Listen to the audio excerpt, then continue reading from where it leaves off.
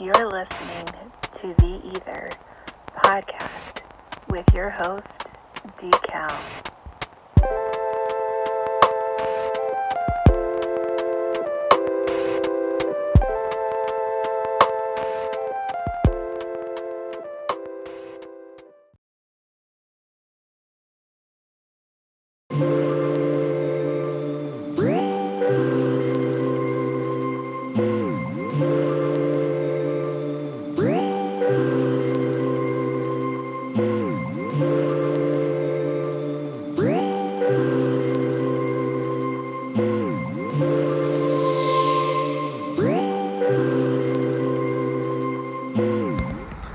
Welcome to episode number 96, ladies and gentlemen. It's D.Cal's E.I.T.H.R podcast here from Northern California. Welcome this gorgeous, beautiful 60-some-odd degree weather, hump day 2023. Thank you very much. We're getting closer to a milestone episode number 100, so thank you very much for tuning in. If you are discovering the podcast for the very first time, welcome to E.I.T.H.R podcast. And for the elephant in the room, where we discuss topics and issues that are usually hard to have with your peers because of one-sided, short-sighted, closed-minded perspectives. So what we try to do is have a multitude of angles we look at certain things. So even if you don't necessarily agree, you're going to walk away from this podcast with should be a little bit more of an informed perspective. So that's what we're going to do here. We also like to give inspirational, motivational shouts out. Also, but for the social media, you can follow us on Instagram. You can follow us on TikTok, Instagram and Twitter at the handle of the E.I.T.H.R, E.I.T.H.R. TikTok, you can follow us with the parent company, which is the GNS Inc. THEGNSINC. Go ahead and give us a follow there. So, what I want to do here is I want to give a shout out, man. This is the first time in history regarding sports. The Golden State Warriors, Los Angeles Lakers, Los Angeles Clippers, Sacramento Kings, all are in the playoffs. All four teams here in Northern California, all four teams in California, professional NBA teams, are in the playoffs simultaneously. This has never happened since the four teams have shared the same state. That's pretty dope. And coming this weekend, you're going to have first round with the Golden State Warriors and the Sacramento Kings. So, kudos to the NBA. California's going to be lit. This playoff. It's going to be something. It's definitely going to be something. So, for his inspirational, motivational, I got this I want to say to y'all right now. Satisfy your soul and not society. Whatever you do, satisfy what's within you versus satisfying what other people feel you should do. There's a huge difference in that, right? Because a lot of us, we're so caught up in doing what we think society wants us to do. When it comes down to it, we tend to neglect what it is that makes us feel a certain type of way. So make sure you satisfy what's in you too, man. You matter, right? You matter. So today on the podcast, we're going to be talking about a couple of things, masculinity and femininity, and if there's a line to it. I feel in today's world that topic gets blurred extremely because there's so many different perspectives, angles, beliefs. I don't think there's one right way, but I do think there's a multitude of wrong ways, in my opinion. We're also going to be discussing something political that I thought about today. I wasn't too sure if anyone else has picked up on this or not, but we're going to we're going to point out some hypocrisies, man, that as people we follow, and we most likely don't even really acknowledge it, right? So that's that. I did a random episode last night in regards to, what's stopping you from achieving your goal and everything, and it's a huge thing, again, when it comes back to doing what's good in your soul versus for society. A lot of people don't know what they want or what makes them happy because they've been too busy, in my opinion, being programmed on to serve for others. Now, by the time it comes to serving for yourself, you have no more energy to do so. And when you're recharged just enough to go back to servitude for somebody else's dream. So, if it's good in your soul, then it's good for you. But make sure that, your happiness is included. So we're going to get a word from our sponsor right quick, and we're going to come right back and talk about these topics here on the E.I.T.H.R podcast with D-Cal. Crush all the struggles and pressures that get in your way, big or small, minor or major. We all are fighting demons that others do not know about. But it's how you handle it that makes it look easy. Shop at Mile.today.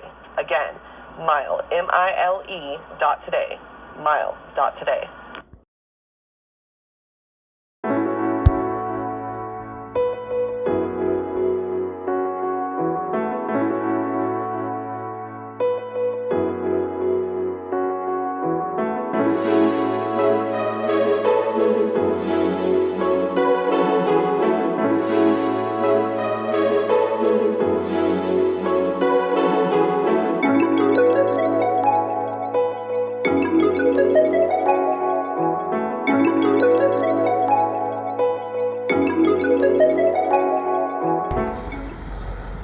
All right, the E.I.T.H.R podcast, Elephant in the Room, episode number 96.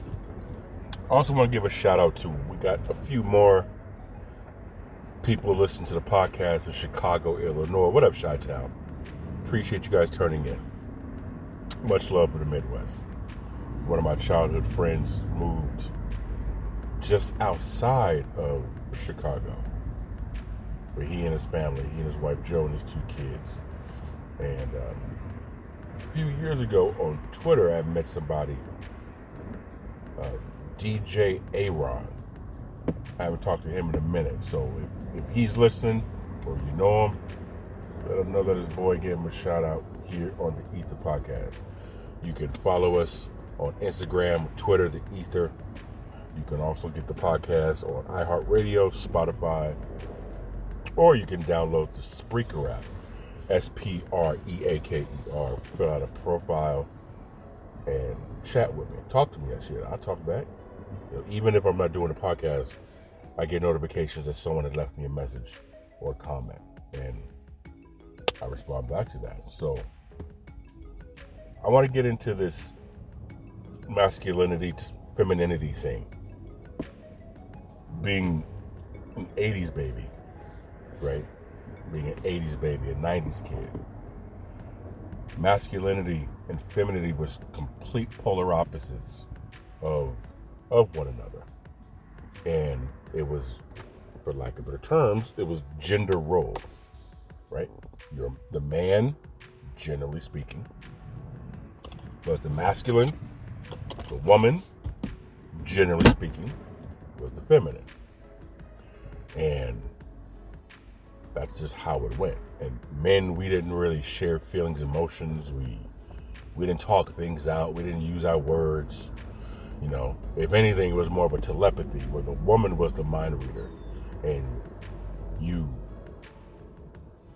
catered to that man's hurt and need in their own individual, yet at the same time cookie cutter way, where rubbing the bag, baby's gonna be all right, the motherly thing, right? But when it came to sharing and spreading emotions, that was a woman thing. That was a feminine thing. Men, we drank concrete and manned up, right? That was it. So here's what stemmed this conversation. There's a couple images of Michael B. Jordan along with, why am I drawing a blank on my man's name?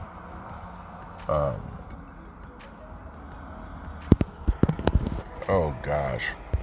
It's Michael B. Jordan, and help me out, somebody, please.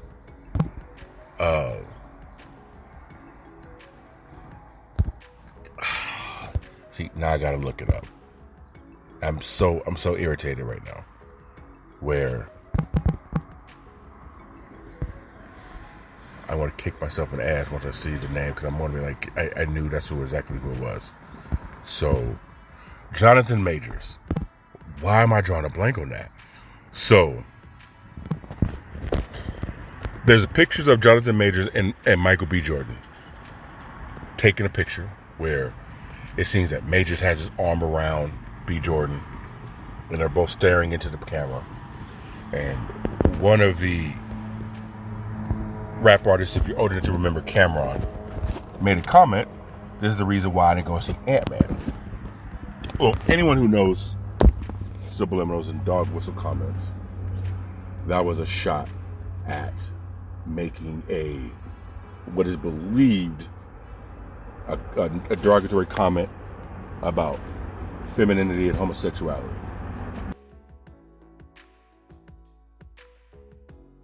Because when it boils down to it, men, particularly black men, we don't show that type of perfection. And you're supposed to be masculine, and shoulder to shoulder, and b-boys dancing, and ice grilling, and this facing, and this is what you're supposed to do, right? And it kind of made me think about said topic about masculinity and femininity. So I kind of want to get your feedback, people. Like, what's your opinion on how you see it? How do you define femininity? How do you find masculinity? Is it gender assigned? Is it circumstantial? Is it something universal? Anyone who identifies anything can demonstrate, can show. Is there certain times where it's more appropriate than others? Is it one of those things where if the occasion calls for it, demonstrate it, regardless of who it's from, right? Is it one of those things? My opinion, and I come from a certain generation, and I'm understanding, I don't believe it's gender assigned. I do not. I believe a man can show femininity, a woman can show masculinity, but what I mean by that is compassion, empathy, some type of solace, where you show compassion or something. That is femininity that can be displayed by any gender, right? It doesn't, let me rephrase it. It shouldn't diminish a person's level of respect if he, in his example, confines to another male and has, I'm using air quotes, a feminine perspective, a softer perspective, a more open perspective, nurturing perspective in a conversation. And I'm guessing people who are listening to this right now, your brain is going in one direction because you're associating all those descriptive adjectives that I gave into one bucket, right? But I think what people, when they hear it, they associate it with, which I want to say is probably default by nature. Maybe it's default by your environment you grew up in. But someone once said, if a man has never been shown love by their father, then that man would never recognize what that type of love is. And that kind of made my head tilt. Like, that's a very interesting way of looking at it. Because there are men who put their arms around their son, who look at their son. And we are in a society where affection is borderline taboo, right? I mean, we can see something, fill in the blank, and our minds immediately will go to something inappropriate, right? But if that same gesture, which has no malice behind it, which has no ill intention behind it, but the gesture itself is being done, we now have this conflicting internal debate: is this appropriate or is it not? Because we tend to associate affection with one or two things, right? Intimacy or inappropriateness. Sometimes they go hand in hand depending on what it is, or we will label it differently, right? So I feel these things can come from a non-traditional perspective. Masculinity, I feel, in this case, a woman can, where we want the soft, encouraging, motherly, baby, it's going to be all right, it's going to be okay words from our mothers, our aunties, our grandmothers. We expect that from that. So we look for our more feminine partner, we look for that. But it's okay for that particular partner to say, yo, bro, get your ass off your shoulders and go handle that. It might be different. It might not be non-traditional. It damn sure may not be something you expect. But is that person wrong? It might be difficult that might be a pill difficult for some people to swallow, because they're not used or accustomed to that pill being served by this particular person, or in some cases that particular gender. But is it wrong? No, I think it's different, and we're in an adjustment period in time where things was one way and now it's flipping. That's my take on it, right? So again, my perspective is not a gender assigned. We just tend to assign it to genders over generations of life, right? Now, I don't know what it is internally about being, a male. Something just come out naturally. It's just, again, man, get your ass up on them shoulders. Maybe it's how I was raised. Maybe it was the environment I came from, in Oakland, California, to being able to quote unquote soften things up, in Castro Valley, Hayward, California, and learning how to put it all together myself when, in Sacramento, California, and seeing how it was different in Reno, Nevada, Vegas, Nevada. How it was different in Portland, Oregon, Eugene, Oregon, in different places, different states, right? And dealing with people from different countries. But I feel it's an adjustment that we're in the middle of. Some people are easier with the adjustment. Some people have a harder time adjusting to it, right? And when it comes to the communication, a lot of folks don't want to communicate on this issue, not because they don't understand it, because they don't want to let go. They feel they're being manipulated or being lied to or brainwashed with what it is that they believe to be correct. And this happens in a lot of other issues, politics, religion. I mean, pick your poison, right? But in understanding it, one has to be willing to say, okay, let me set aside what I believe to be true and listen to why you believe the opposite is true. And learn. Again, you don't have to necessarily agree, but at least you'll be more informed with why things are the way they are, right? So that kind of gears into relationships.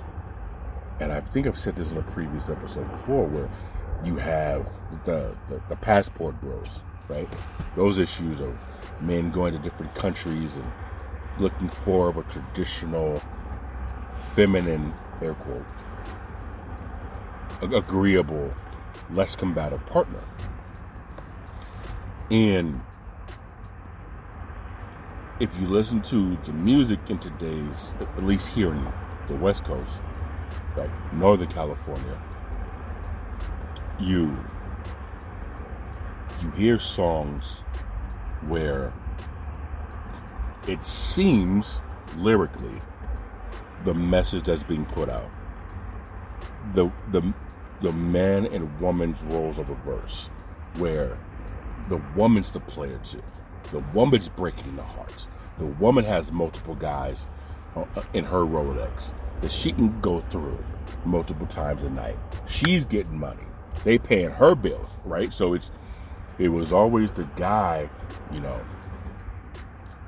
breaking hearts and doing all that fun stuff, right? But now we having music to where the women are doing the same thing.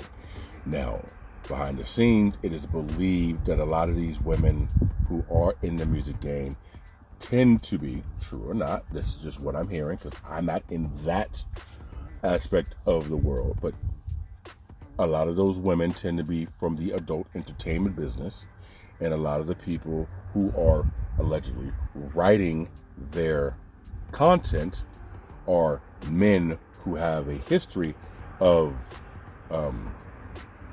aggressively directing women into a certain aspect of income. Sharp people get what I'm talking about.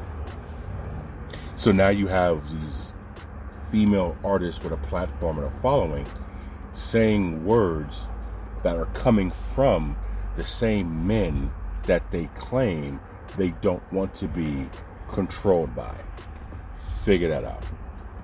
Figure that the fuck out. It's kind of like, wait, what? So when you really pay attention to it, these are not the words, quote unquote, tradition that women would say. But when you hear the music and you claim that it's empowering women, that's kind of where you get the masculinity and femininity even more so blurred. Because in my opinion, a woman's job is not to be equal to a man.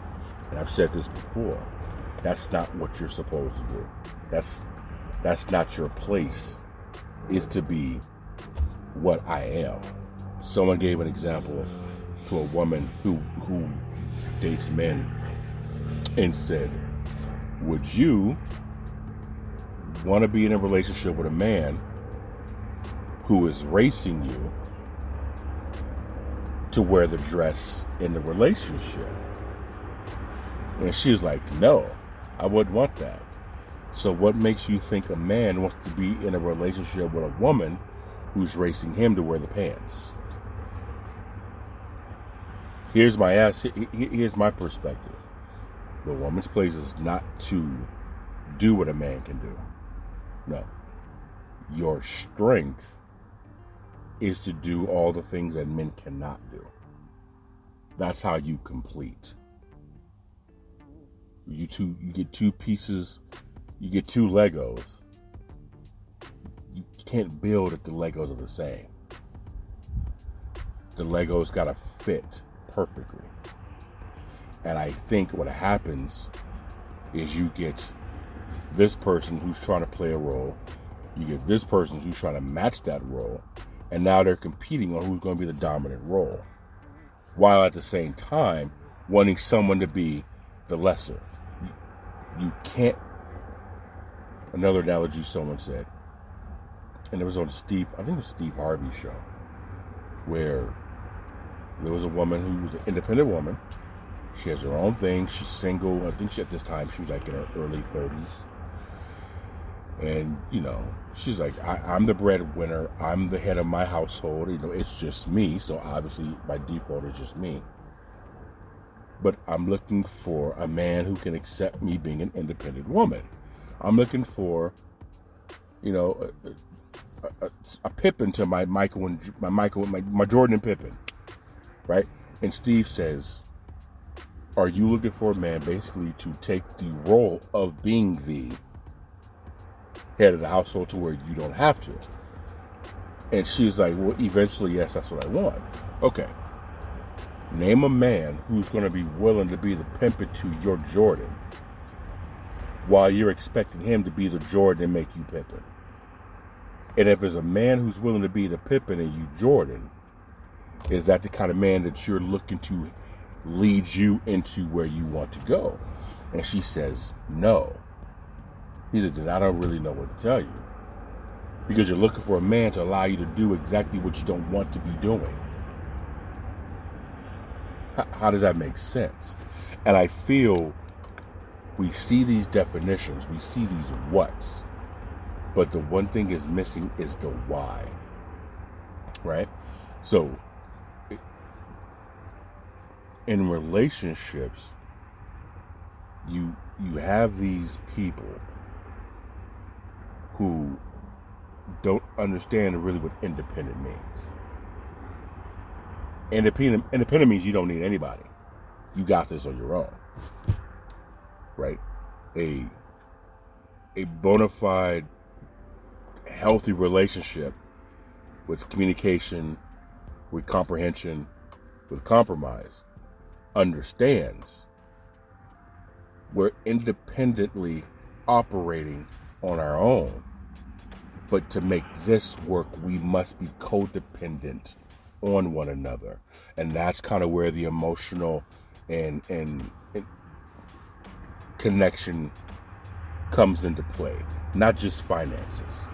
Because you cannot be, in my opinion, emotionally desensitized, financially independent, and yet look for somebody to be romantically compatible with.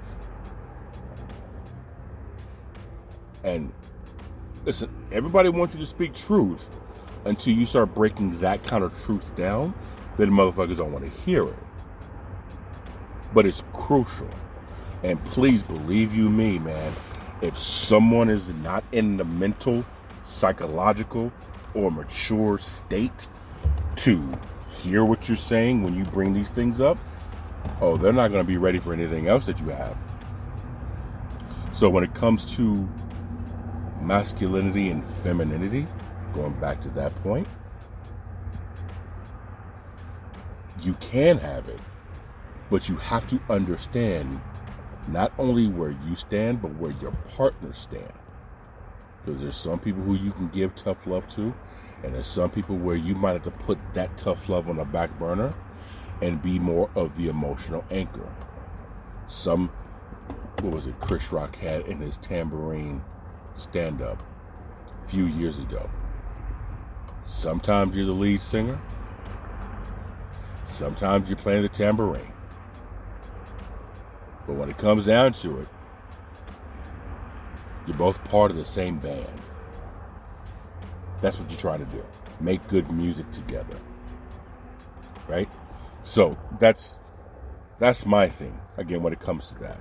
And one last thing I'll say this on when it comes to compatibility in relationships and things of that nature. I said this for the inspirational, motivational.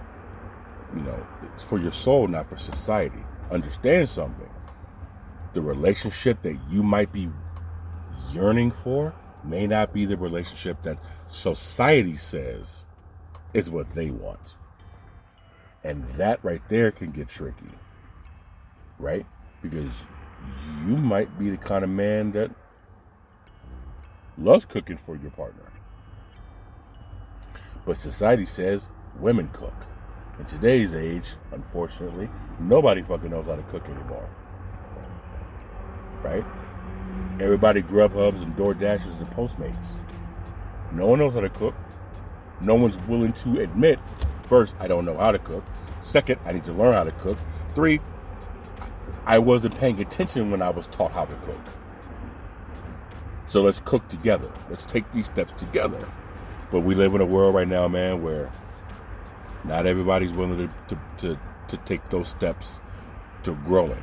So that's me. When it comes to masculinity, femininity, what's your take on that?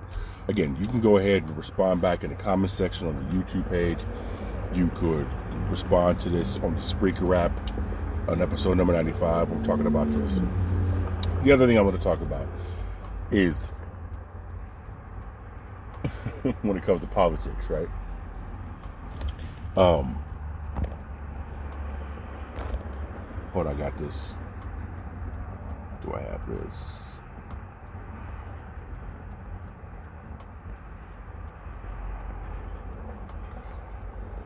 Oh, I thought I had a sound effect for this. But another reason why I say the politics that we have in this country is rather stupid, right?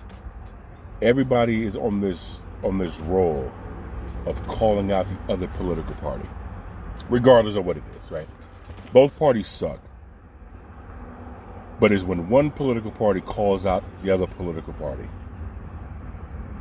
you try to do a one-up, right? You try to one-up the opposing side to show how they're worse than what you're doing.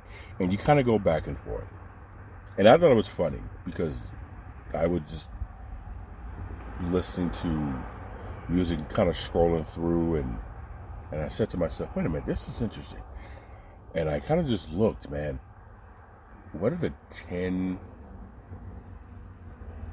most violent states in the U.S.? Funny enough, the 10 most violent states in the U.S. happen to be red states, which are in large pro-Second Amendment.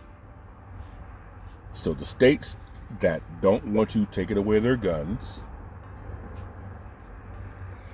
the right to bear arms, those are the states that tend to be the most violent. Then I was like, okay, well, let me look at something else. Top 10 states with the highest unhoused rate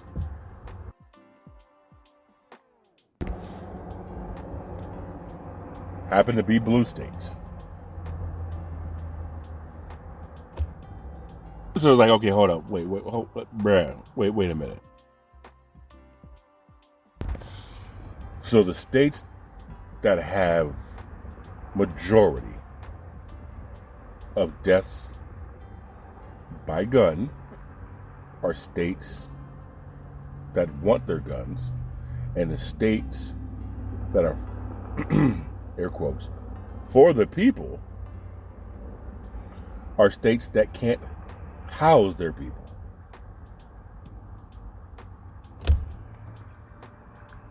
What the fuck are we doing here?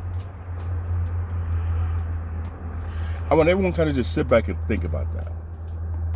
Whatever state you're in, your, generally speaking, political party of choice, biggest problem tends to be the exact thing the people want to protect or defend. So why can't we solve those problems?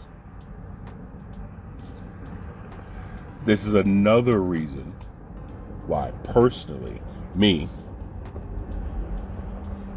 I laugh at people now who are so damn gung-ho about their politics. Because it's like,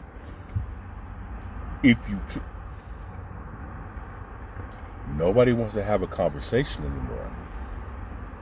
Because everybody has to be right. And I remember having a conversation on social media and asking questions. And I'm not talking about asking questions to troll. I'm not saying that at all. I'm saying asking questions to genuinely find solutions to the problem. Like, no bullshit. People get so frustrated. And the reason why they get frustrated, this is my take on it, is by asking a question that requires you to think and answer. Most people don't know the answer.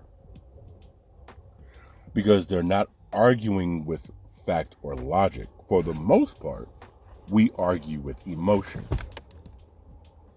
And emotion doesn't necessarily have to make any sense. It just has to feel a certain type of way. But when you ask the right questions to get a reasonable, logical, educated, informed response, most people don't have that. So when I was having this conversation with this person about a week or two ago, their response was literally, "You're putting words in my mouth." And I was like, how am I putting words in your mouth? By asking, one, you didn't answer my question from before. Two, how am I acting like whatever it was that he called me, childish something. A child something. Don't remember what it was. I was like, you didn't answer my question. And how am I acting this way? I'm still trying to figure out, what did you mean by whatever the question was? And they never responded.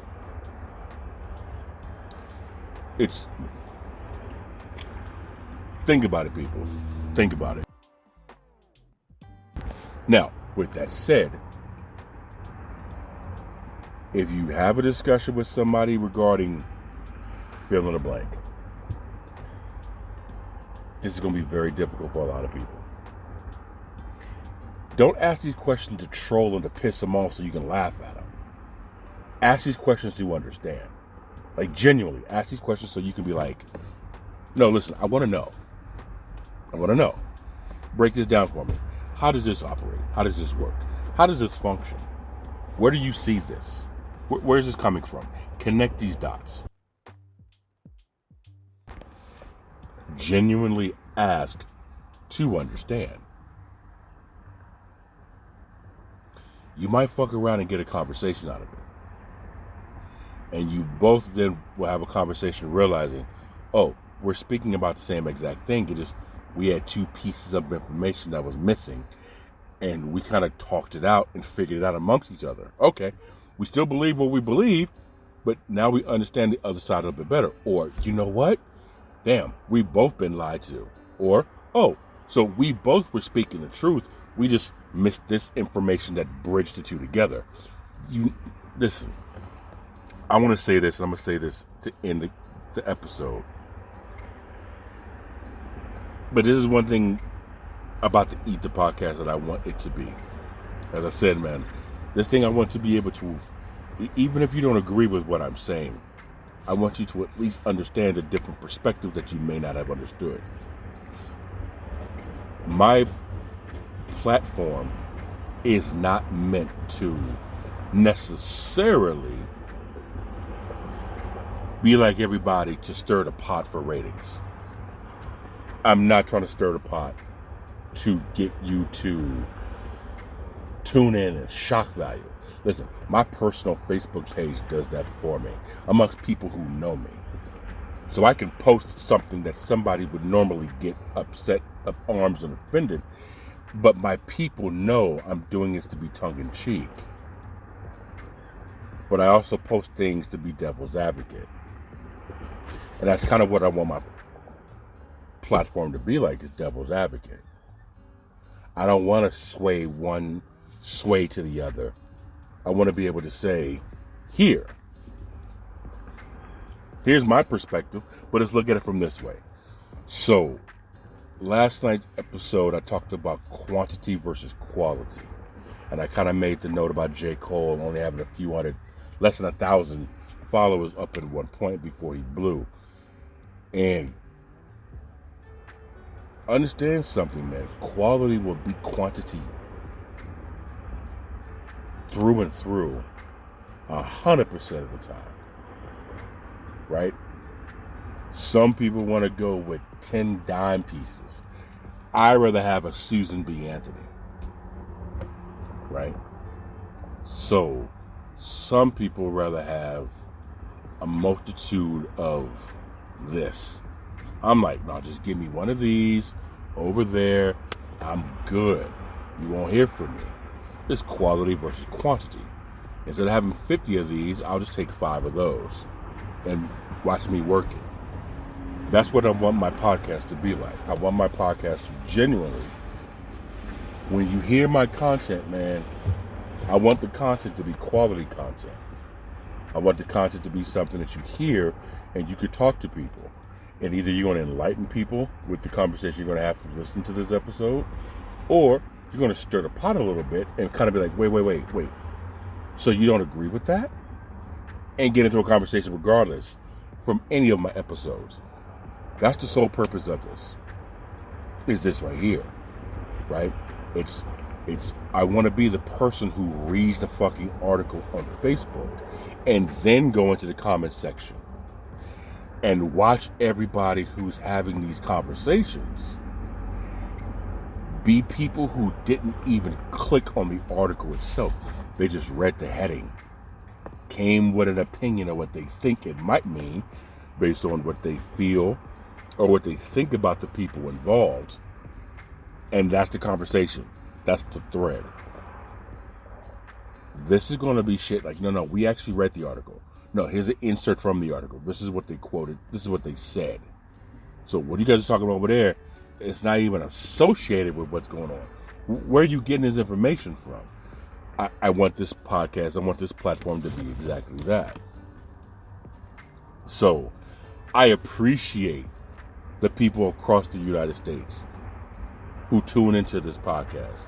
I appreciate the people who turn in multiple times in the United States. I appreciate the people out of country who come back and listen to these episodes.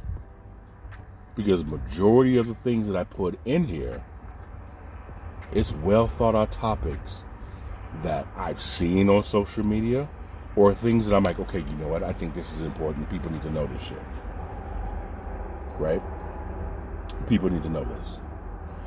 And it got to the point, man, where a friend of mine who's in Kansas City, she sent me an article regarding something. I can't remember exactly what it was. And I was like, yo, we talked about that like 20 episodes ago. You late, right? Because everyone is so caught up in what's flashy, what's hot, what's new, what's exciting. No one's really paying attention to what's informative and what's going on. And I've said this saying, Jesus, man, for decades. People rather be entertained than educated. Sometimes you need a break from education.